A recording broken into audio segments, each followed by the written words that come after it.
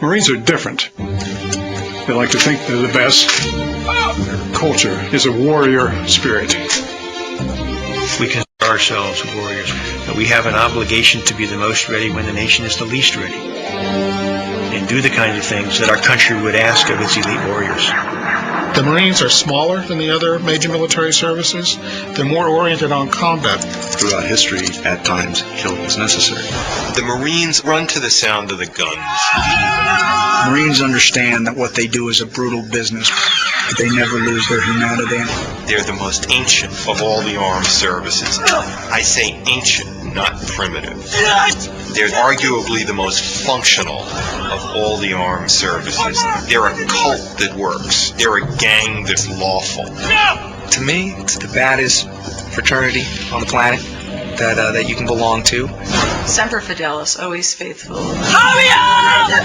Marines, more than any service unit, emphasize that notion of camaraderie. A kind of specialness and a special camaraderie to each other. There's a myth out there that the Marines are Neanderthals. I actually find the Marines very intellectual. Roger that. Okay, I want Marines, I firmly believe, are idealists to their core, who really, truly believe that they can, in some way, help make the world a better place. They live in such a tough world that they have to cloak their idealism in a shell just to survive. The professional warrior has a very strong emphasis on a code of ethics. Integrity, morality is a big factor. Our core values, honor, courage, and commitment, that's the foundation of that ethos. Repeat after me. When we took that oath, we promised everybody in our country that for 4 years or for a lifetime we'd give them the best we had, and we do every day. Marines don't argue about should we or should we not have intervened. The mission is everything.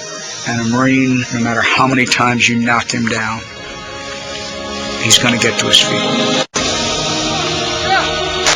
And that probably makes us as feared as any organization in the world. We are the nation's first line of defense. But if you do something wrong to the country, we're the last people you want to see coming at your door. That reputation has been well earned over the last 230 years.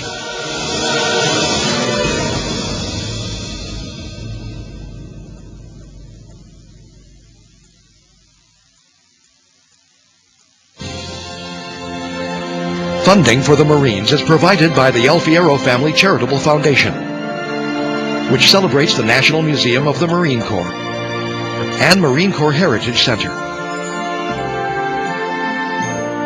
and by contributions to your PBS station from viewers like you. Thank you.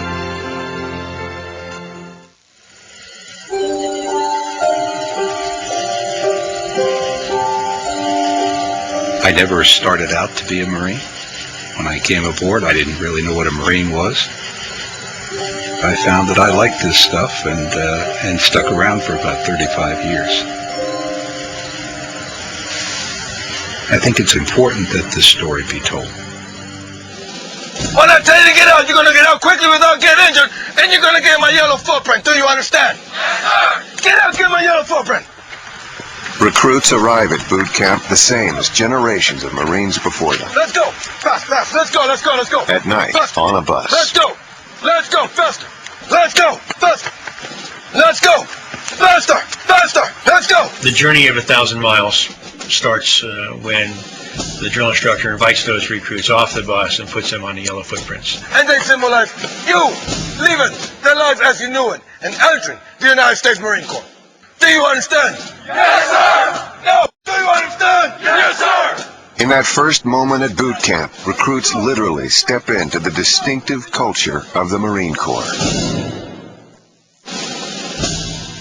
These symbols and traditions and the values they represent are what bind Marines together and what set them apart. The Marines do maintain that distinctive culture. It's a commitment to others, a sense that the organization comes before the self, a real downplaying of the individual and playing up the importance, the role, and the goals of the group. They can't help but fall into a formation when they stand on the yellow footprints, and it's kind of the first symbol of becoming part of a team. You will be when you're telling me. Your hair knives are straight to the front, and your mouth is shut. When they step on those yellow footprints, and when that bus departs our receiving barracks,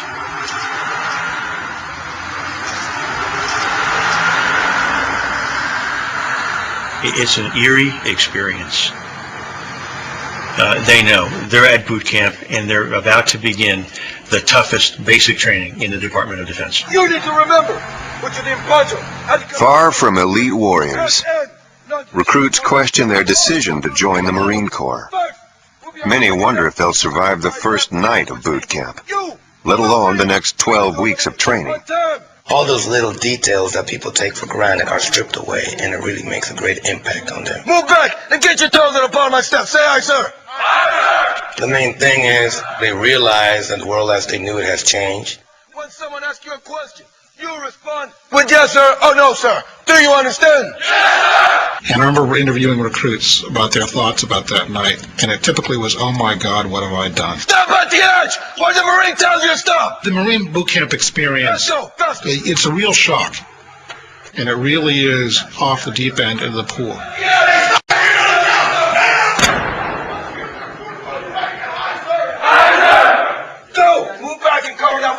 We want the moms and dads to know that their son or daughter has arrived safely at Paris Island. No, when I tell you to pick up the phone, you're gonna read loud and vicious from line 1 all the way down to line 5. Do you understand? Yes, sir! We have a very short message that we prepare and that we put next to the telephones. Pick up the phone right now. This is Recruit 1-2 guy. I've arrived safely at Paris Island. Please do not send me any food or bulky items to the mail. Crew Bowman, I have arrived safely at Paris Island. Please do not send any food or bulky items to me in the mail. I will contact you in 3 to 5 days by postcard with my new address. Casey. I've arrived safely at Paris Island. The phone call is going to be short. It may come late at night, and it may seem abrupt to them.